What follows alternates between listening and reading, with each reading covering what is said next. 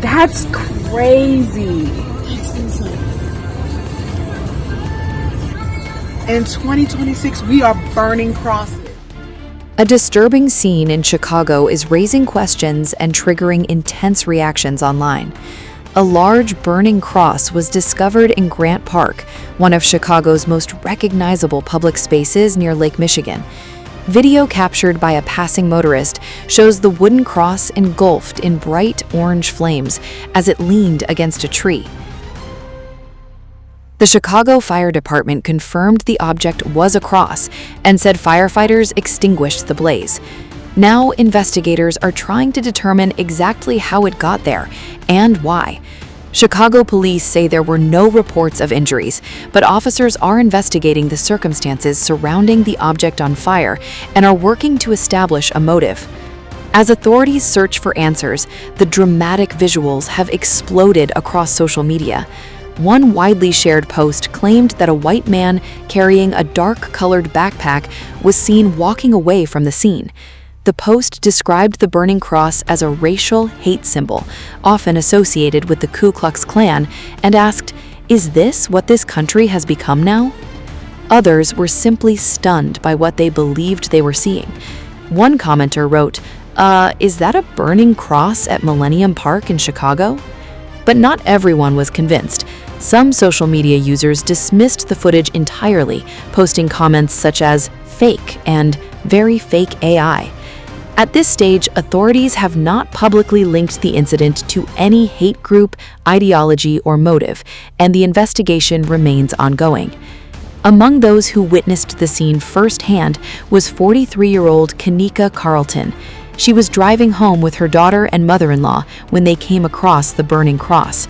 Carlton said the sight left her feeling a mix of shock, sadness, disgust, and curiosity. You're kidding me. What? In 2026, we are burning crosses. Whoa. That's crazy. I wonder if that dude said it because he was walking awful close to it. He was. And he found out that way. Whoa. The incident is also drawing attention because it comes amid broader concerns about violence and possible bias-motivated attacks across the United States. A separate case that recently shocked the nation unfolded at the Islamic Center of San Diego. This is every community's worst nightmare.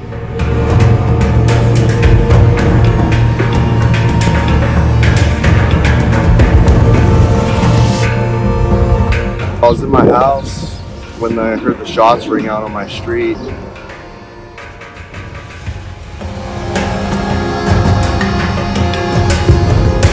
We have 3 confirmed adults that are deceased at the Islamic Center.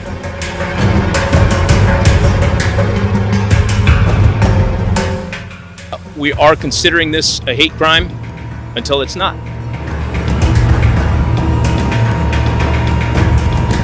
San Diego is reeling after 2 teenage suspects opened fire at the Islamic Center of San Diego, killing 3 men, including a security guard, before taking their own lives.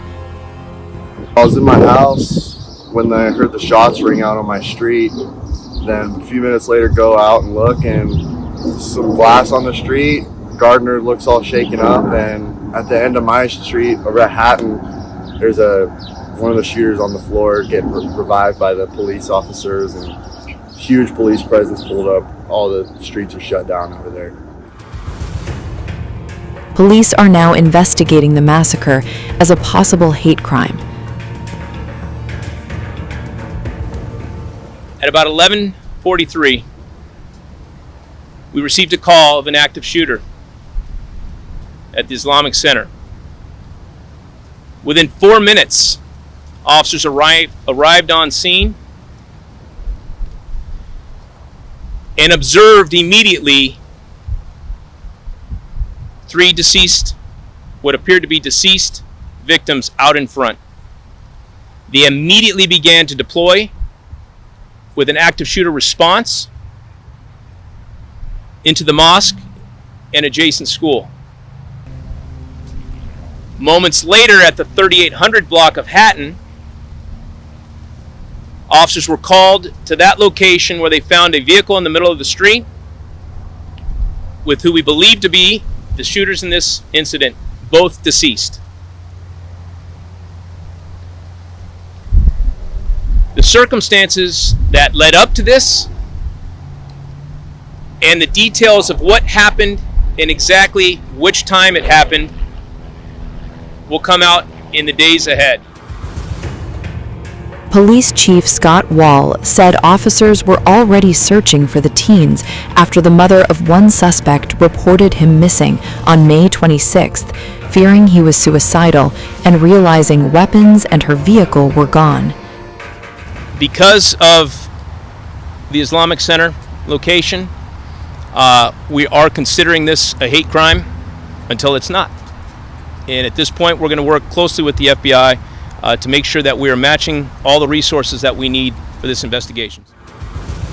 Authorities later learned the suspects were dressed in camouflage and launched an urgent search, but before officers could stop them, gunfire erupted at the mosque.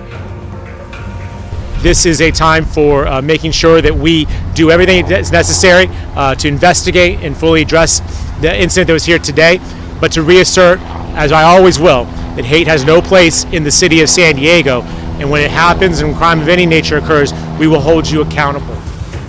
While no direct threat had been reported, investigators say generalized hate rhetoric is now a key focus in the case.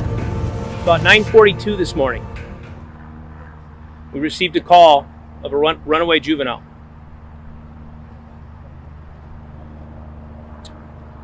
After speaking with the mom began to piece together bits and pieces of information over an extended period of time. The information that she was gathering and conveying to us began to elevate the threat level that we were perceiving with this information. She believed her son was suicidal, and she began to share information that several of her weapons were missing. Her vehicle was missing, in addition to her son. She also said that her son was with a companion, and that they were dressed in camo,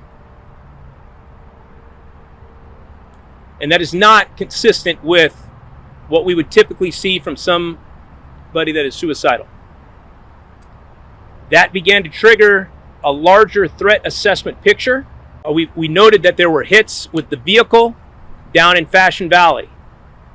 We dispatched officers into the area of the mall as a possible location that was a threat. We also gathered information that one of the individuals was associated in some form or fashion with Madison High School. We alerted school police department, and we dispatched officers into the area of Madison High School. While we were gathering this information and we were trying to zero in on where these individuals were at, we received the call at approximately 11:43 that there was an active shooter at the Islamic Center. Officers were in the area, still talking with mom, trying to piece together where they might be, the locations that she felt that they would be at.